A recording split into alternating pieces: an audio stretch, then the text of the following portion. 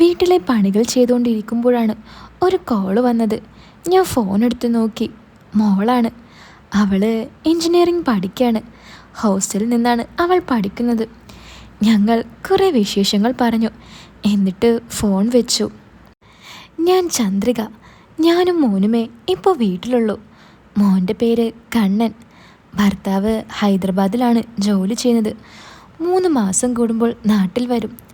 എൻ്റെ അച്ഛനും അമ്മയും മരിക്കുന്ന മുമ്പ് എൻ്റെ പേരിൽ 6 ഏക്കർ റബ്ബർ തോട്ടം എഴുതി തന്നു. എൻ്റെ മോൻ കണ്ണനാണ് അതൊക്കെ നോക്കി നടത്തുന്നത്. ഞങ്ങൾ താമസിക്കുന്ന വീട്ടിൽ നിന്നും ഒരു 20 കിലോമീറ്റർ അകലെയാണ് ആ സ്ഥലം. മോൻ എല്ലാ ദിവസവും അവിടെ പോയി കാര്യങ്ങളൊക്കെ നോക്കും. അവിടെയും നല്ലൊരു വീടുണ്ട്. 2 ഫാമിലി ബംഗാളികളാണ്. റബ്ബർ വെട്ടുന്നതും പാലെടുക്കുന്നതും ഒക്കെ. അവർക്ക് താമസിക്കാനായി വീടും ഉണ്ടാക്കി കൊടുത്തിട്ടുണ്ട്. 2 ഫാമിലിക്കും തോട്ടത്തിൻ്റെ പകുതി വീതമാണ് വെട്ടാൻ കൊടുത്തിരിക്കുന്നത്.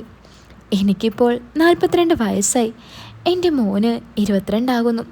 മോൻ ഡിഗ്രി കഴിഞ്ഞപ്പോൾ മുതൽ തോട്ടത്തിൻ്റെ ഉത്തരവാദിത്തം ഏറ്റെടുത്തു. പിന്നെ എൻ്റെ മോനെക്കുറിച്ച് പറയുകയാണെങ്കിൽ കാണാൻ നല്ല സുന്ദരനായിട്ടോ. എല്ലാ ദിവസവും അവൻ എക്സസൈസൊക്കെ ചെയ്യും. അവന് 2 ഡമ്പലുണ്ട്. അതുകൊണ്ടാണ് അവൻ്റെ വ്യായാമമൊക്കെ. മോൻ രാവിലെ കാപ്പുകുടിയെല്ലാം കഴിഞ്ഞ് തോട്ടത്തിലേക്ക് പോയാൽ പിന്നെ വൈകുന്നേരമേ തിരിച്ചു വരാറുള്ളൂ. അങ്ങനെ ഒരു ദിവസം അവൻ രാവിലെ വ്യായാമം ചെയ്യുമ്പോൾ അവൻ്റെ ഫോൺ തുടർച്ചയായി അടിക്കുന്നു. ഞാൻ ഫോണായി അവൻ്റെ അടുത്തേക്ക് ചെന്നു. ഡാ മോനെ, നിൻ്റെ ഫോണിൽ ആരോ കുറച്ചേരായി വിളിക്കുന്നുണ്ട്, ഞാൻ അവനോട് പറഞ്ഞു. അവൻ എന്നെ നോക്കി ചിരിച്ചിട്ട് ആ ഫോൺ വാങ്ങി. വാങ്ങുമ്പോൾ ഒരു ഡമ്പൽ എൻ്റെ കയ്യിലേക്ക് വെച്ച് തന്നു.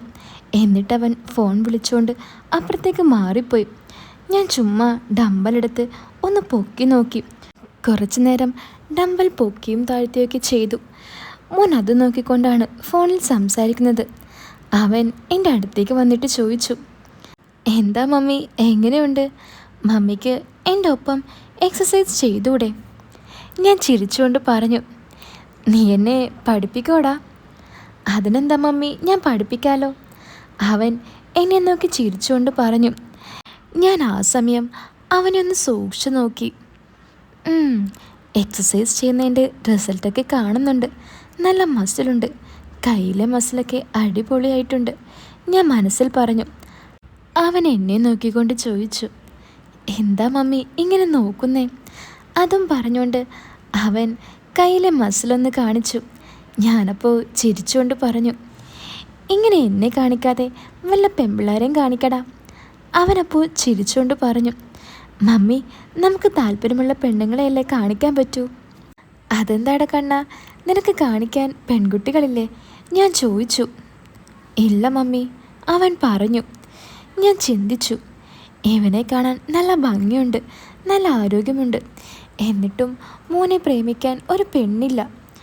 ഞാൻ അപ്പോഴും ഡമ്പല് കൊണ്ട് പൂക്കുകയും താഴ്ത്തുകയും ചെയ്യുന്നുണ്ട്. അപ്പോഴവൻ എന്നോട് വീണ്ടും പറഞ്ഞു, മമ്മി, ചുമ്മാ ഇങ്ങനെ ചെയ്താൽ മമ്മിയുടെ കൈയും തോളും വേദനിക്കും.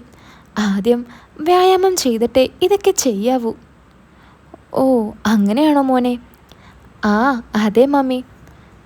ആ, എനിക്കറിയില്ലായിരുന്നു കണ്ണ. അതും പറഞ്ഞ് ഞാൻ അവൻ്റെ കയ്യിലേക്ക് ഡമ്പൽ കൊടുത്തു. അപ്പോൾ അവൻ പറഞ്ഞു, മമ്മി, വ്യായാമം ചെയ്യേണ്ടത് ഇതുപോലെ മാക്സ് ഇട്ടുകൊണ്ടല്ല, അതിന് ട്രാക്ക് സ്യൂട്ടുണ്ട്. ഞാൻ ചിരിച്ചുകൊണ്ട് ചോദിച്ചു, അത് മോനെ കണ്ണ, ഞാൻ ചുരിദാർ ഇട്ടാൽ പോരെ? മമ്മി, നമ്മൾ വ്യായാമം ചെയ്യുന്നത് നമ്മുടെ ആരോഗ്യം സംരക്ഷിക്കാൻ വേണ്ടിയാണ്. ആ മോനെ, എൻ്റെ കൈക്കും കാലിനും നല്ല വേദനയുണ്ട്. ആണോ? അപ്പോൾ മമ്മി സ്ഥിരമായി വ്യായാമം ചെയ്താൽ മതി. ആ എടാ കണ്ണ, നീ വൈകുന്നേരം വരുമ്പോൾ എനിക്കൊരു ട്രാക്ക് സ്യൂട്ട് വാങ്ങിക്കൊണ്ട് വരുമോ? ആ ശരി മമ്മി. പിന്നെ ഒരു കാര്യം ചെയ്യണം, പപ്പ അയച്ചെന്ന പൈസയിൽ നിന്നും ഒരു 10,000 രൂപ എനിക്ക് ഗൂഗിൾ പേ ചെയ്ത് തരണം.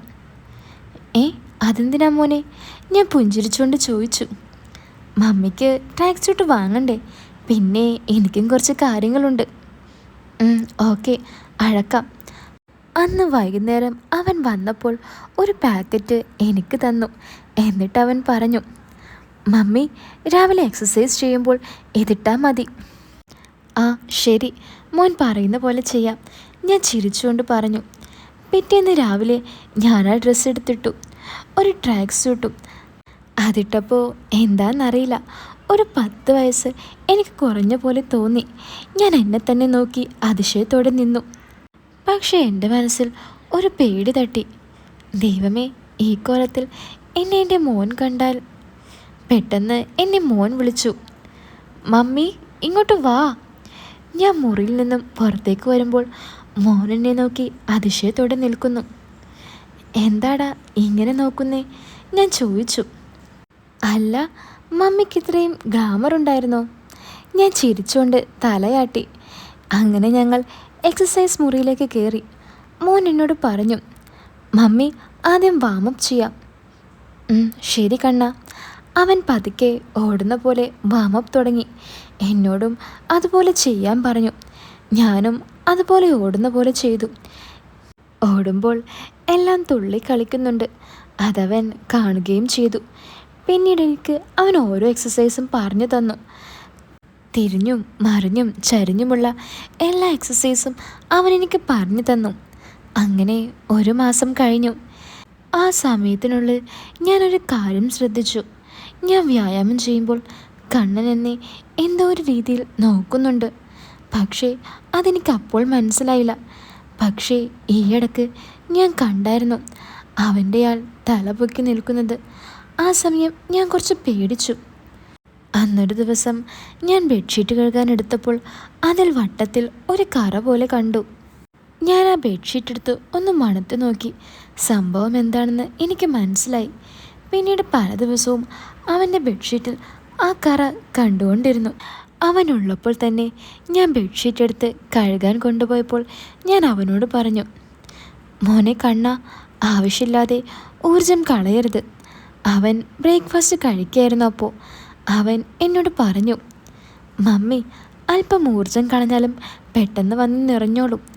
അവൻ എന്നെ നോക്കി ചിരിച്ചിട്ട് വാഷിംഗ് മെഷീനിൽ തുണിയിടാൻ പോയപ്പോൾ അവൻ പതുക്കെ പറയുന്നത് ഞാൻ കേട്ടു, മമ്മി കാരണമാണ് ഞാൻ ഊർജം കളയുന്നത്.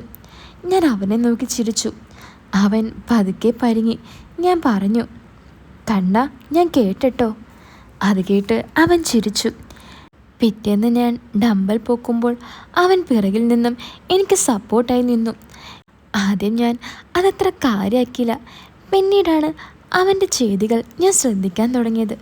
അവൻ ആ സമയം എന്താ കാട്ടിക്കൂട്ടുന്നതെന്ന് ഞാനൊന്ന് നിരീക്ഷിച്ചു. അപ്പോഴാണ് എനിക്ക് സംഗതി മനസ്സിലായത്. എനിക്ക് സപ്പോർട്ടാണെന്നും പറഞ്ഞ് ആളുടെ പണി നടത്തുകയാണ്. മതിയടാ, ഇന്നത്തേക്ക് മതി, കൈ കഴക്കുന്നു, ഞാൻ പറഞ്ഞു. അതൊന്നും പറഞ്ഞാൽ പറ്റില്ല, വന്ന് നിന്നേ, അവൻ പറഞ്ഞു. വേണ്ടടാ, ഇന്നത്തേക്ക് മതി, ഇന്നെന്തോ ഒരു രസമില്ല. എന്നാൽ ശരി. അങ്ങനെ ഞങ്ങൾ വ്യായാമം നിർത്തി. കണ്ണ, നീ ഒന്നിവിടെ ഇരുന്നേ, എനിക്ക് കുറച്ച് കാര്യങ്ങൾ സംസാരിക്കാനുണ്ട്. എന്താ മമ്മി? അത് മോനെ, ഒന്നുമില്ല. മമ്മിക്ക് എന്തു പറ്റി?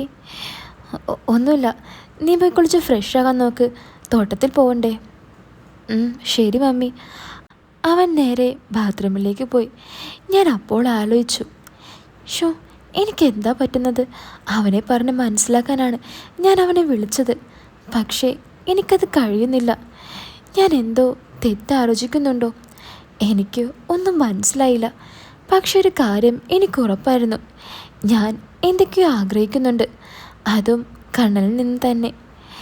അത് തെറ്റാണോ ശരിയാണോ എന്നറിയില്ല. പക്ഷേ അവനെ പറഞ്ഞപ്പോൾ മനസ്സിലാക്കിയാൽ അവൻ ചിലപ്പോൾ എന്നോടുള്ള അടുപ്പം പോലും വേണ്ടെന്ന് വെക്കും. അതെന്തായാലും വേണ്ട. വഴിയെ പറഞ്ഞ് അവനെ മനസ്സിലാക്കാൻ ഞാൻ തീരുമാനിച്ചു. അങ്ങനെ കണ്ണൻ ഫ്രഷായി വന്നു. ഞാനവന് കാപ്പി കൊടുത്തു. അവനെ തോട്ടത്തിലേക്ക് പറഞ്ഞയച്ചു. വൈകുന്നേരം അവൻ തിരിച്ചു വന്നു. അന്നത്തെ ദിവസം സാധാരണ പോലെ പോയി. പിറ്റേ ദിവസം രാവിലെ അവൻ വീണ്ടും വ്യായാമം ചെയ്യാൻ എന്നെ വിളിച്ചു. മമ്മി, എന്താ ഇന്ന് വ്യായാമം ചെയ്യണ്ടേ? അടുക്കളയിലേക്ക് വന്ന് അവൻ എന്നോട് ചോദിച്ചു. ചെയ്യണം, ഞാൻ ദാ വരുന്നു, ഞാൻ ചാടി കയറി പറഞ്ഞു. വേഗം വാ എന്നും പറഞ്ഞ് അവൻ പോയി. ആ സമയം എനിക്ക് മനസ്സിലായി, ഞാനും അവൻ്റെ ഒപ്പം വ്യായാമം ചെയ്യാൻ ആഗ്രഹിക്കുന്നുണ്ടെന്ന്. പക്ഷേ ഇതെന്തിലേക്കോ വഴിതെന്നി പോകുമോ എന്ന് എനിക്കൊരു പേടിയും ഉണ്ടായിരുന്നു. ഞാനതൊന്നും കാര്യമാക്കാതെ വേഗം ട്രാക്ക് സൂട്ടിട്ട് അവൻ്റെ കൂടെ വ്യായാമം ചെയ്യാനായി പോയി. അപ്പോൾ ഇതിൻ്റെ ബാക്കി ഇനി ഇവിടെ എന്താ നടക്കുന്നതെന്ന് നിങ്ങൾക്ക് കേൾക്കാൻ ആഗ്രഹമുണ്ടോ? ഉണ്ടെങ്കിൽ അടിയിലെ കമൻറ്റ് ബോക്സ് ഒന്ന് ചെക്ക് ചെയ്യട്ടോ. അപ്പോൾ വീഡിയോ ഇഷ്ടപ്പെട്ടെങ്കിൽ വീഡിയോ ഒന്ന് ലൈക്ക് ചെയ്യാനും ചാനൽ ഒന്ന് സബ്സ്ക്രൈബ് ചെയ്യാനും മറക്കല്ലേ. അപ്പോൾ പുതിയൊരു കഥയായിട്ട് നമുക്ക് വീണ്ടും കാണാം. എല്ലാവരും കാത്തിരിക്കുക.